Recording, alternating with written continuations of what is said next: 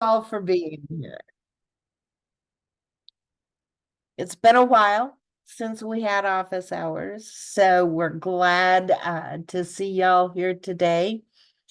Our agenda is going to be probably pretty packed, particularly around refinance, because I know that's a hot topic on everybody's mind. So let's get going. The OSC compliance team and reporting team are all here. We appreciate all of you being here too. And so we will be talking through some brief compliance updates, monitoring and compliance updates related to KPMG, reporting updates, and refinance. And of course, we will have time for questions and answers. But at any time, if you have a question, drop it in the chat, please. So for compliance updates, we want to let you know we are returning to monthly office hours, same place, same time. And we will continue monitoring that to decide what the proper cadence will be ongoing. But definitely count on it monthly. Gina, can I ask you to give us an update on the overwhelming response to the subrecipient monitoring trainings? Yes, thanks, Gail. Yeah, we started back in February with our first offering of the subrecipient monitoring training that we created. We got an overwhelming response and immediately filled up within less than a couple of hours. So we added on more, and then we added on another couple after that. So we now have a total of 4. We've completed 3, and we have our final one coming up on April 2nd. To date, we have trained about 275 individuals, and we have more to go. We do want to give an update. We will have a recording available for those of you who were not able to get into any of the training opportunities. We will have a recording available. It will not be probably until mid or late April before we're able to actually post that, but we will send out an announcement letting everyone know that it has been posted. If you are interested in doing the training that's coming up on April 2nd, before I say that, if you are not able to attend the training on April 2nd, please let me know, and I can get your registration canceled, because we do have a lot of people who are interested in taking the training. So if your calendar has changed and you're no longer able to attend that April 2nd, please let me know, so we can open up those spots for others that are interested. If you are interested in that April 2nd training and you weren't able to register, just drop me a note and I can see what I can do if we have anything come up and is available in, space wise. I will say that during some of our sessions, we were short some people, they just didn't show. So we really would like to know so that we can make sure to put others in there if we can. So just let me know. And I think that's it. Thanks, Gil. Thanks, Gina. General SLFRF updates. Our standard reminder, POGG1 should not be used with SLFRF. Please use our SLFRF grant agreement templates. And there's going to be some minor updates to all of the SLFRF grant agreement templates soon. So if you are getting ready to get agreements out, make sure you do check our website to really verify you're using the most current version. And a reminder, interagency agreements are used if you are funding another state agency, intergovernmental agreements are used if you're funding a local governmental entity like a county or a city. And then the standard grant agreement is used if you are funding a nonprofit entity, for instance. At this point, I'm going to turn it over to Stacy. Thank you, Gail. Really quick update on activities surrounding our KPMG engagement for SLFRF. We are well underway with round 2 risk assessment activities. I know we talked about that a little bit in December. Risk assessment draft reports have gone out to 19 departments. To date, we've held 14 debrief sessions with departments, so that's great news. We're down to the last 5 or so that we're in the process of scheduling. We have one department that has not received their draft report yet. That should be coming out in the next week to a week and a half. So good news on that front. Over the last few days, we have reached out to gather general ledger activity for the time period needed. And so KPMG will be starting to work on transaction level monitoring, much like we did with round 1. So more to come on that. And then also good news regarding our activities to complete some of the round 1 work related to implementing recommendations from the risk assessment and the guidance review related to 2 CFR 200 requirements. So to date, as of late last week, early this week, we've signed off on updated manuals and policies and procedures for 15 agencies. We've got another handful in the queue that will hopefully get finished at the department level and then finalized and approved at our level. So more to come on that.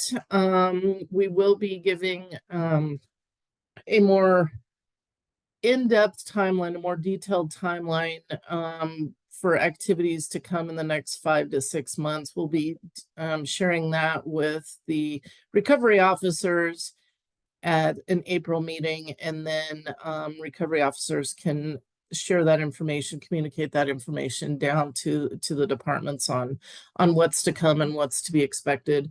Especially related to supporting documentation needs and stuff regarding the transaction level monitoring we're doing for round 2. So that is it. I will turn it over to Tammy and we'll quickly talk about reporting and then get into the refinance. Good afternoon. Thank you, everybody. So in terms of reporting, aside from the refinance, where we're at right now in terms of status based on last quarterly report, which was December 31st, we have 241 projects, 2.2 billion obligated and 1.4 billion expended. So not quite yet to the halfway point on spending. That report by project, we have a summary that's out available on our OSC website under the green reporting bar. We always keep a status report out there, so that is out there if you care to look at it. And we are now at March 21st. We're very close to the next reporting cycle. Just a couple of updates for you about that. The financial reporting template is due April 5th. The performance reporting template is due April 15th. Those are the regular deadlines. And then once we have all the information in the system, we do provide that information to the ROs and points of contacts to review as well. We plan on doing that April 25th and 26th, allowing them time to look at the results. And a slight change from previous quarters, the templates we have available to start looking at reporting are out available on our website now. They are the same as last quarter's templates. We don't expect any changes and anticipate that we can use those just fine without having to having to wait or ask you for additional information. Certainly, if something expected comes up, we'll let you know, but you can go ahead and start using those. And what we're also doing is related to the core upgrade. Core is going to be out starting April 28th. So we did, and come up on, or be out through April 2nd. We didn't want to cut into our reporting time frame at all, knowing that it's already a very tight time frame. So what we have done is we are cutting off state and local fiscal recovery reporting on March 24th. We have already updated Info Advantage reports to actually cut off on that date as well. And the titles of the reports are on this slide. They literally say through 3/24/24 on the title of the report. There is a through March report. We had both versions out there available, not knowing at the time whether or not we would hit this cutover window or not for core. So you can actually start on the 25th of March if you want to start looking at your templates and getting data prepared for the April 5th deadline. You're welcome to do that. So that's the change. Templates are available now, and we're cutting off slightly earlier than we do in prior months, not going quite to the calendar. And what we will do next reporting cycle for the June, we'll pick up those last few days in March from the 25th till the end of the month. So that's how we will handle that. If you want to flip over to the next slide. Sure, I think I did give you slide control though. Oh, you did? Okay. Hopefully, maybe. Right. And then I think most of you probably know both Kevin Rockman and Gina Sanchez have left the ARPA reporting team for other opportunities. So Kevin's assignments we have distributed amongst the 3 remaining reporting specialists and myself. Kevin let you know that when he left, so hopefully that's not a surprise. So here is the consolidated list of where all the departments fall in terms of reporting contacts or for other purposes contacts until we get those positions replaced. I actually don't have access to move these slides, Gail. I'm sorry. I'm sorry, but that's fine. Are there any questions on reporting before I start talking about the ARPA refinance?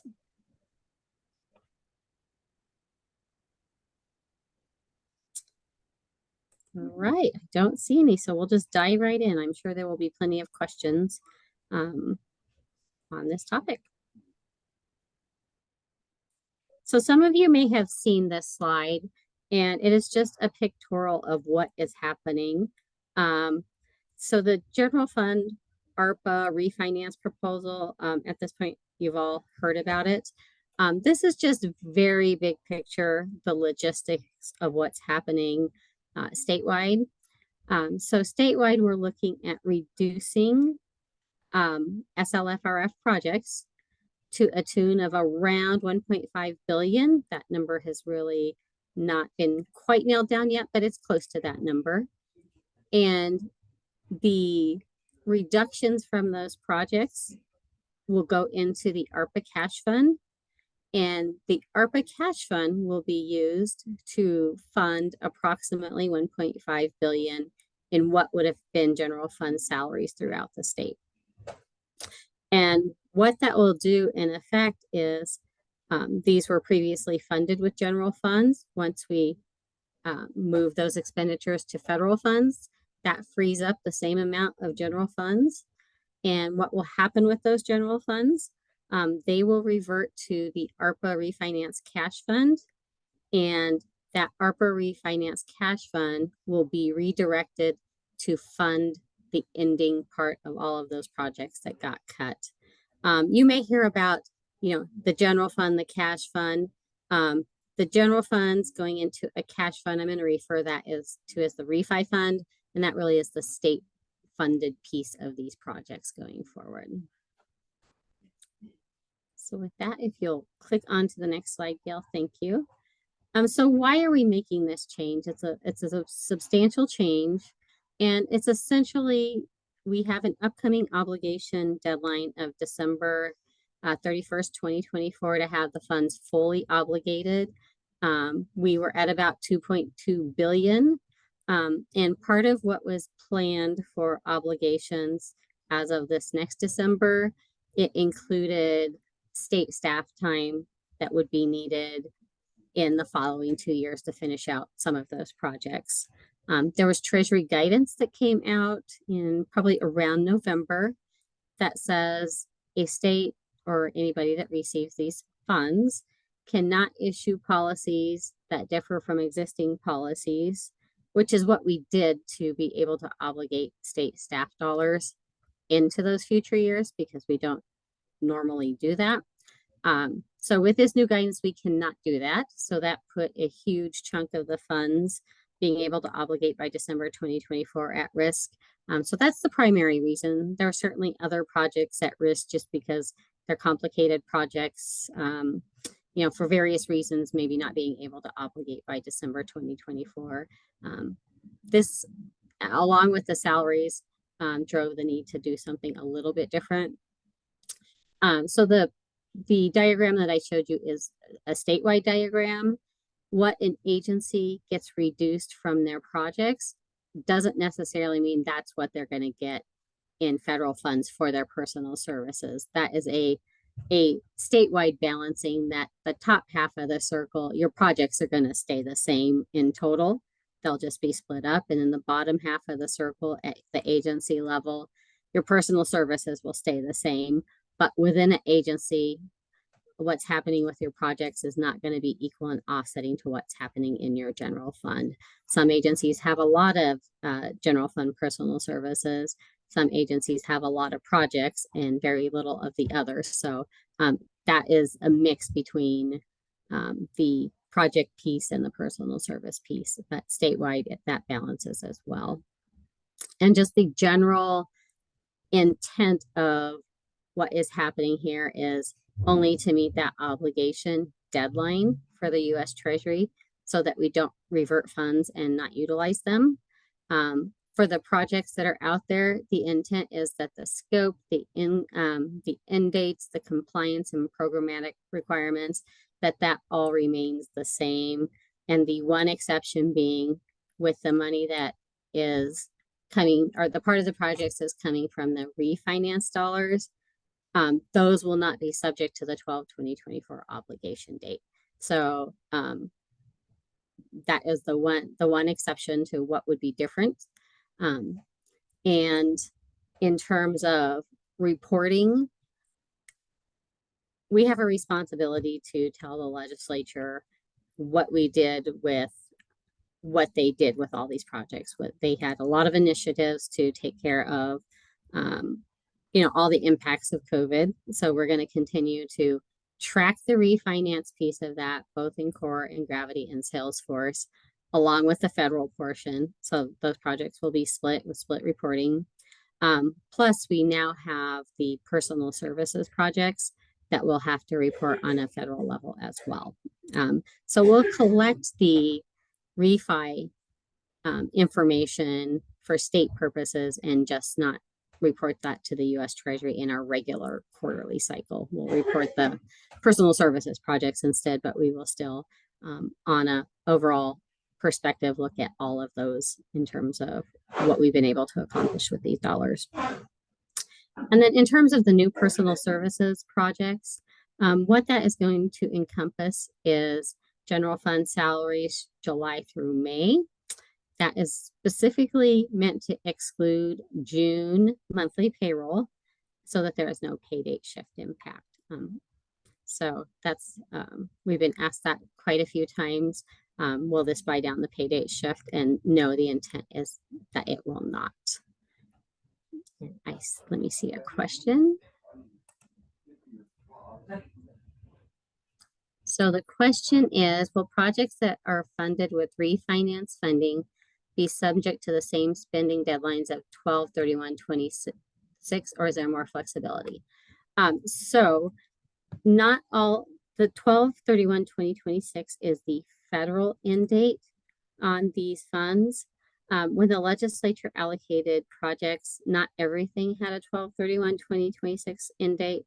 So whatever your end date is for your project, for your specific legislation or interagency agreement with the governor's office, that same end date will apply unless you go through those legislative hoops to extend it, just like has been happening on the federal projects if something needed to be extended.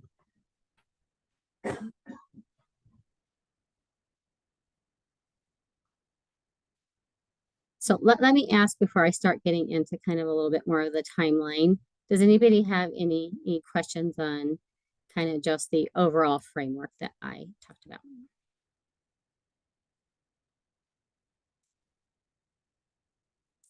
All right, I will just jump a little bit into the timeline. So right now the proposal has been discussed by the JBC, and there is a draft out there. A bill number has not yet been assigned.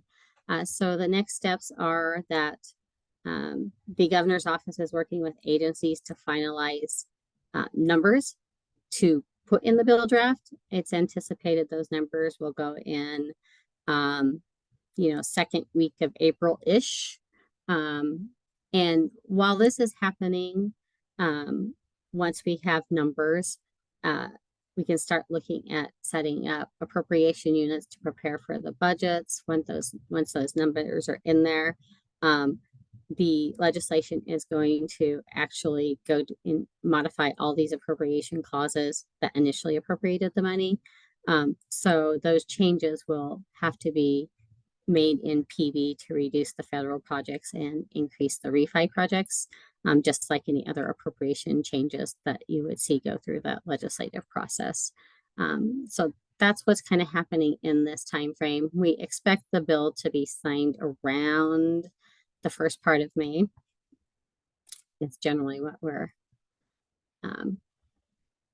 seeing. And then in terms of the next step after getting all of these budgets updated would be looking at the staffing projects, because that impacts FY24. The legislation is creating a central pot per department of personal services budget. That budget then will be allocated across departments. Will need to allocate that budget across their personal services line items, and that can include program lines that have FTE. So once that's distributed, those budgets, then departments will need to do journal entries to move salaries from general to federal. And what that will result in is unutilized general funds. The OSC will do, we're anticipating the reversion entries, budget reversion entries to show those dollars reverted. And then there are cash transfers that go along with all of that, that in conjunction with the governor's office will look at doing. So all of that will happen by fiscal year end. We may see some of that starting in, late June into July, those entries to be done by fiscal year close. And then the way the project appropriations, kind of the estimates were made for that, it's intended that for the most part, we expect, we certainly can't hit the fiscal year end number perfectly. Those are estimated as such that they expect a little bit of not to utilize all the federal N24 for the projects, but that that some of that would carry over, and then in the fall, as those dollars are utilized for federal, you'll kind of know, hey, when you're getting close to transition to the refi part of the project. So when that transition happens, contracts and POs will need to be modified to go to the new funding source, and to modify those contracts and purchase orders and grant agreements. There are the compliance and contract team is working on a funding source change letter to issue to your grantees and contractors. So we anticipate that happening. The diagram says September 30th, but kind of throughout the fall as your federal piece of your projects end. And then that takes us up to kind of our next deadline, and that would be November 1st. So in the draft legislation, the governor's office will look at reversions starting around November 1. And there is a provision that in December, any unutilized or unobligated dollars, then the governor's office has the ability to reutilize and go ahead and spend down by December of 2024, with anything that's left over at that point going to the unemployment insurance trust fund.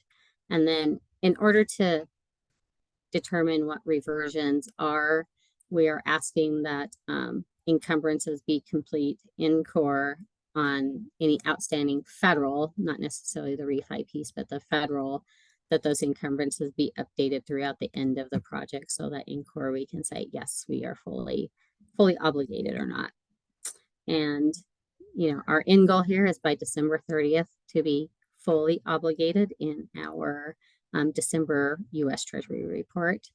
While all these things are happening, we're doing our regular monthly and quarterly reporting. Salesforce's monthly reporting, and Gravity is quarterly reporting, and that would be both for the federal and the refi piece. And then quarterly, we'll continue to do the U.S. Treasury reporting on that basis. And in terms of timing of the reporting all these refinance changes to the U.S. Treasury, we are anticipating, even if some of that were to occur prior to June 30th, that we're going to start reflecting all of those changes in the September report. So if something happens, we may just hold it. We're not going to reduce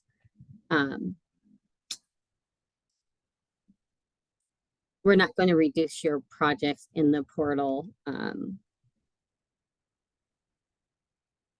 until we just don't want to step on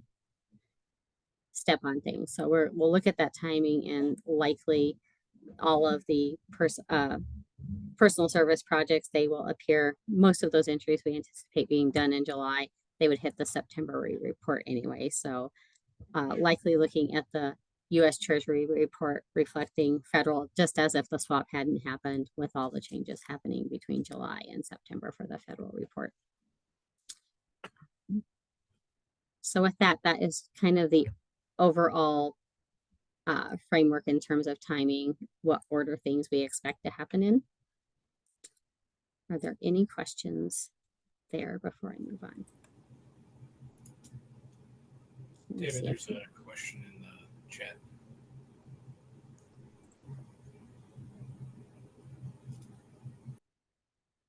Okay. Okay, so the question is, for grants that are awarded to local government agencies and are encumbered/obligated, will the unspent amount for these grants be swapped with state funds? I have not been able to get a clear answer on this. Okay, so that is part of the conversation that's happening right now to finalize dollars. When we talk about this swap, it's not a universal, every single project out there will be swapped for refi dollars. If there's really not a risk and the funds are obligated and will be spent in time, I don't necessarily know that those projects are going to be refinanced at all. So that's a really good point. Some projects may be fully refinanced, some may be partially refinanced, some may not be refinanced at all. So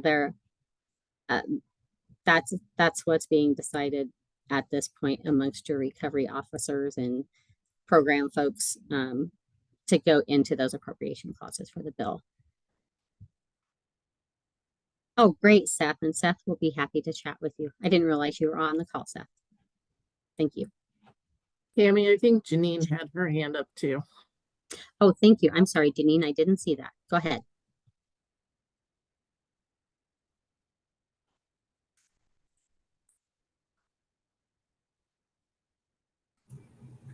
I think she may have dropped off the call. Okay.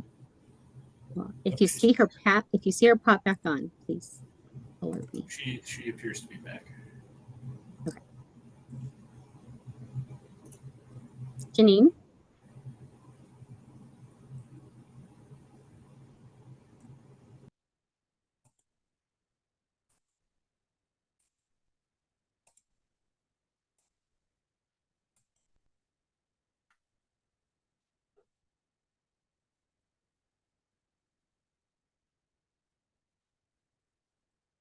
Okay, thank you, Janine. All right. So Gail, if you want to move on to the next slide. All right, so I talked a little bit about the timeline. The bill's been discussed. It's been made available to the agencies. It has not been assigned a bill number. We expect the initial set of numbers to go in around mid-April with a final bill signed around May 1st. We don't anticipate adjusting the open close calendar for fiscal year end to change any of those dates. And then in terms of one of the questions that has come up quite a lot is that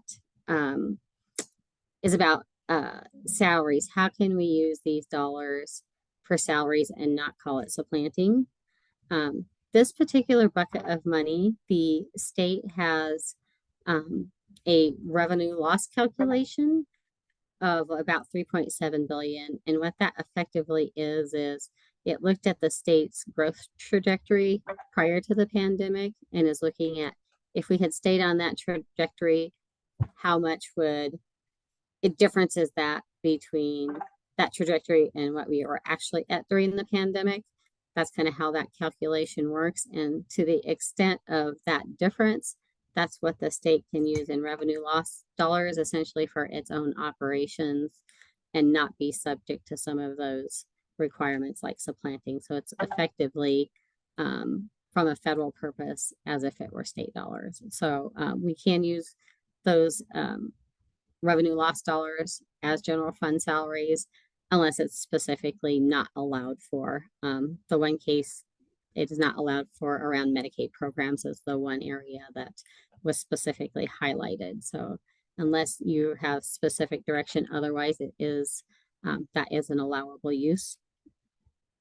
I think I mentioned this earlier, but you know, in terms of when those contracts do swap out to the from the federal to the refi source, there's a grant funding change letter. It's a unilateral option letter that's being worked on with between the compliance and contracting teams. And then in terms of training and communication, Gail already mentioned we're going to move office hours to monthly. And if we find that we need more, we certainly can adjust, but that's the plan for now.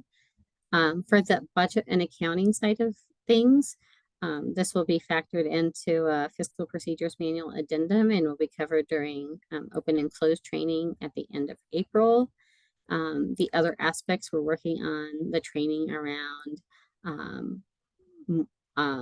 the other compliance aspects, looking at what that might look like, but certainly there will be more to come. With that, Stacy, is there anything you wanted to add to the things here? I don't think so, Tammy. Thank you. And I mean, I guess the only thing I would add is stay tuned. I mean, we're definitely taking compliance into consideration, and we'll be addressing those through future communication and training.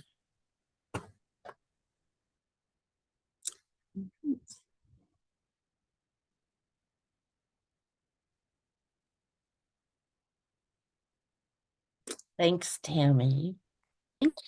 So we're gonna give you another opportunity to ask a lot of questions because I know you have them. But we just want to point out our OSC resources, our website. You can always send questions to the SLFRF mailbox. And also on our website is the federal reporting calendar. So, questions? Janine, did you want to ask your question now?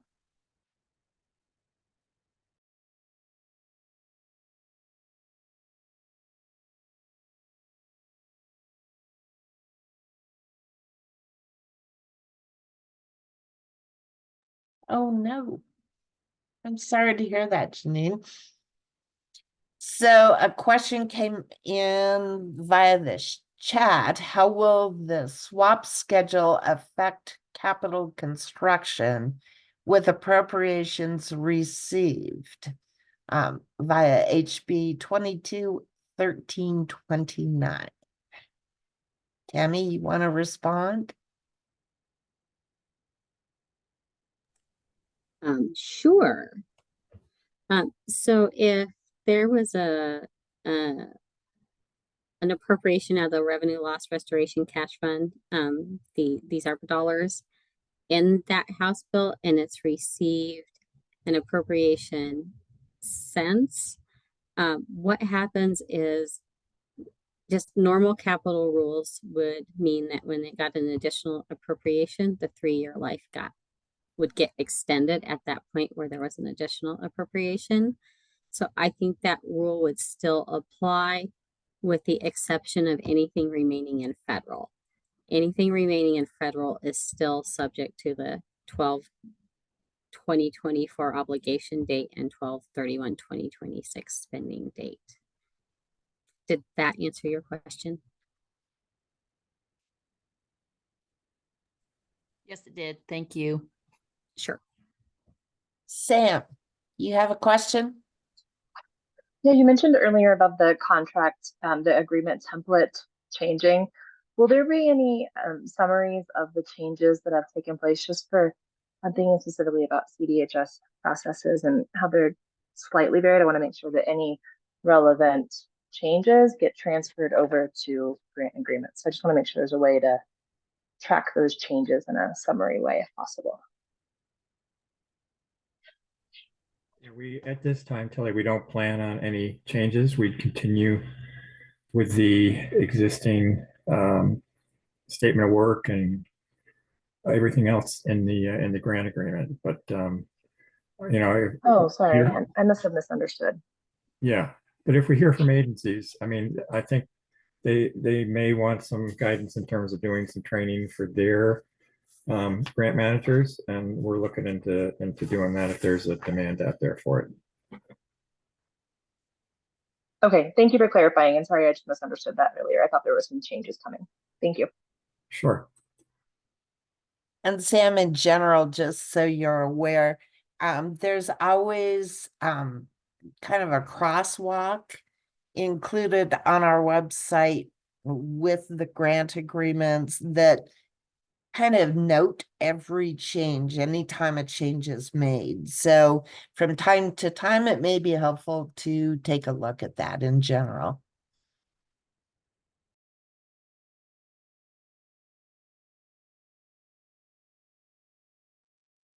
Other questions?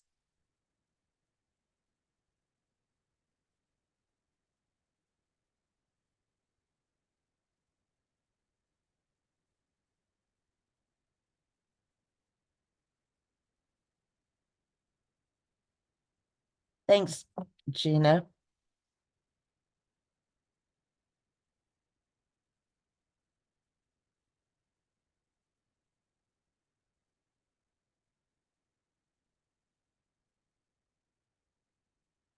I am really surprised there aren't lots more questions floating around. So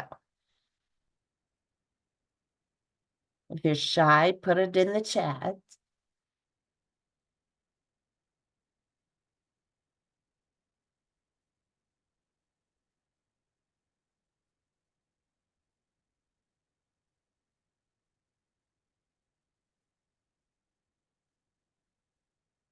Well, okay then. Feel free to reach out to compliance liaisons, to your reporting liaisons at any time. If a question pops up for you, we'll do our best to find the right answers for you. So with that said, thank you very much. Earlier, we talked about going back to monthly. And so the next meeting will be scheduled for April 18th, same time, same place. And do let us know if, you know, the monthly meetings aren't meeting your needs. Otherwise, thank you all very, very much for being with us today. It's a beautiful